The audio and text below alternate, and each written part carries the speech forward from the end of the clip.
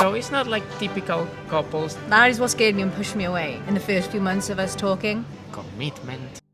Hi, I'm Mirko. Hey, I'm Taz. We have a long-distance relationship, and today we're going to talk about what? All the things that we have to do just to see each other. I'm from Venezuela, but I live in Spain. I'm from the UK and I live in Cardiff.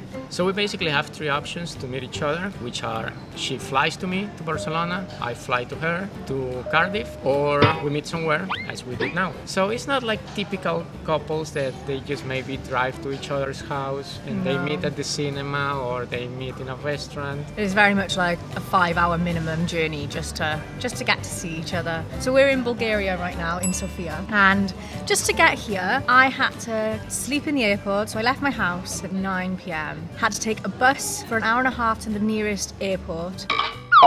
It's really foggy, middle of the night, but one step closer to seeing it. What was the reason why you didn't go to the airport in the morning instead of sleeping in the airport? Because then I'd have to get up really, really early, and I just thought it was easier to sleep in the airport than to get up even earlier, because the flight was at 6 a.m, which would have meant I'd have to leave at 2 a.m. So I was like, well, it makes more sense. Spent the night there to get an early flight in the morning at 6 a.m, which was 3.5 hours, and then I arrived a lot earlier than him. It's 11 a.m. Bulgarian time. Mirko is arriving at 11 p.m, so I've got the day to myself. Taz has just messaged me that she just made it to Sofia. For me, however, it's going to be a long day because today I have to work. I'm guiding a group of tourists here in the city, and once I finish my tour at 5:30 p.m, I'm going to be hustling to the airport. My flight is at 7:30, and then I'm going to be arriving to Sofia, Bulgaria, almost at midnight, where I'm going to be meeting with Taz. So I don't think I will be able to give you much of an update of how my day is going. So I spent like 12 hours without him, so I got to explore Sofia while I was waiting for him. And we spent 5 days together and it's been really nice. This is probably our preferred option because we get to spend time with each other but also explore the world, which is what we love to do. But sometimes it isn't always an option because we're trying to find mutual flights that work for both of us that are reasonably cheap, and sometimes that just doesn't happen, especially from the UK, because during school half terms the price hikes massively. So for me, sometimes I can find flights as cheap as 50-60 euros return tickets. On top of that, you normally just add £10 for the bus, because the problem is that Cardiff's airport is not a very convenient airport. There aren't straight flights from Barcelona. No, there's probably like 5 flights out of Cardiff airport and they only go to a very small amount of places. So Malaga, Alicante, Dublin. Amsterdam's on there actually. Yeah, I think so. And maybe Belfast. Oh, Tenerife's on there too. But yeah, it's very, very small, very limited. I think that almost in 3 years of relationship, I have only flown once to Cardiff airport. I went from there twice, but otherwise it just makes more sense for me to pay the £10 to go to Bristol to have so many other options, and the price is so much cheaper. But it's what we have until we find a way to live together.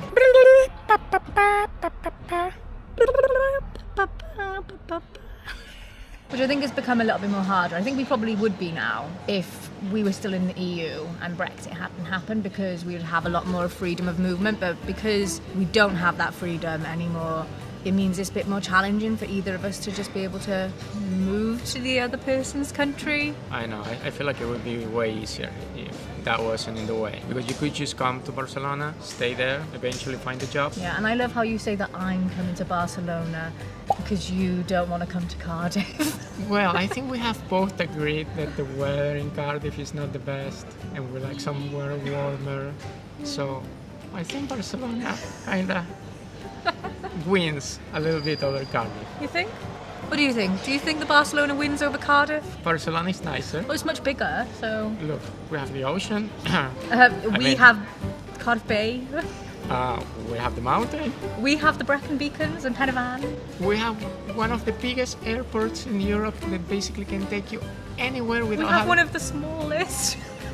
Sometimes we see each other every 2 weeks. We're seeing each other again in 2 weeks, which is wonderful. We are going to spend 1 month together, so we'll have a lot of opportunities to create content for you to see. Not only talking one-on-one, but also about the places that we get to visit. Oh, sometimes we have seen each other only once a month. That's typical. We do tend to spend like maybe once a month together, just because of life commitments and being able to actually find time to see each other. I think the longest we've probably gone is maybe 2 or 3 months without seeing seeing each 2 other? months. Yeah? I don't think we have ever been 3 months. That's too much. Never 3 months. Okay. I think the main reason why we're saying this is because we are in a long distance relationship and we make it work, and I think that's the most important thing. Is so many people doubt whether long distance relationships can work because of the distance between you, but we literally live in 2 whole different countries and it takes us 5 hours minimum just to see each other. But I think if you want to make it work, you will, and it just takes the 2 people wanting to make it work. So don't let anyone ever tell you that it can't work if it can, because we have proof that it can and it does work. Yeah. And we get to see the world at the same time as making memories with each other. I mean, nobody said it was going to be easy. We knew what we were getting ourselves into. Sometimes you are like, oh, I just want to jump in the screen. When we're speaking to each other, we try to remain distracted with our own stuff. And I think that's also very important, that you understand that the other person has a life. So it's not good if you are in a long distance relationship to be possessive or anything like that. Well, it's not good in any relationship. Yeah, exactly. I know. Trust is very important. Commitment. I suppose there is also the side of the cost of it. So it's not as cheap and as easy as saying, let's go to the cinema, you just buy popcorns and drink, and it'll cost you 20 euros. I don't know. Yeah, no, it will cost me like £15 just to get to the airport. That doesn't even include a flight. So I think that the cheapest for us to get to see each other, the minimum, if we just consider flight to where the other person is, fly back, and so we're talking minimum of 60 euros to get to see each other every time. And of course, when you add to that, like now that we're paying accommodation, we're paying for food. So for us, just dating, it can be easily like 200 euros for a weekend. But we're also traveling around and getting to see other places. So I think that money is definitely well spent. Absolutely. So that's the reality of our long distance relationship. It isn't easy, but we do try to make it work.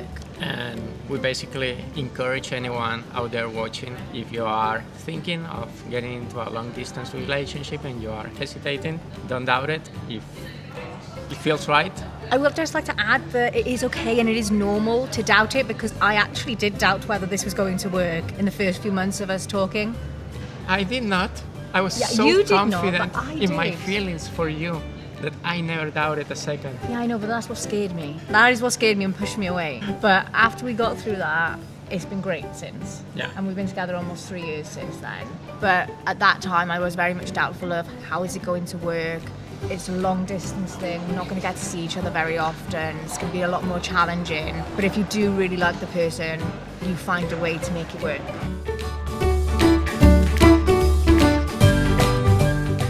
If you made it this far, thank you for watching this video till the end, and in case you have missed it, you can find up here the first video where we talk about how we met and the whole process of how difficult you made it for me to enter into your heart. We'll see you on the next episode. Hasta la próxima, or whatever you bloody say. Bye.